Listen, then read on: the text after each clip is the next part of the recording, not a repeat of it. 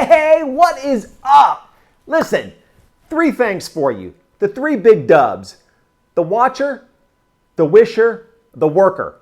Which one are you? Are you a watcher? Are you watching everything go on around you and sitting down doing nothing, just sitting back enjoying the show?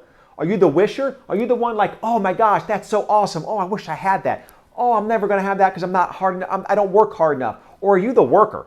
Are you the grinder? Are you the one in the trenches? Are you the one putting the extra time and the effort and the work in? Which one are you? You got to decide which one you are, and I'm hoping that you're the worker. Because when it comes to entrepreneurship and wanting to change your mindset and your lifestyle and create that legacy for not only a better legacy for you, but your family, you've got to be that grinder. You've got to be that worker. You've got to be that one in the trenches that's just grinding every single day. And I'm hoping that you are. But if you're not, find out why you're not. Hey, join me, Bougie Janitor. Cheers to success.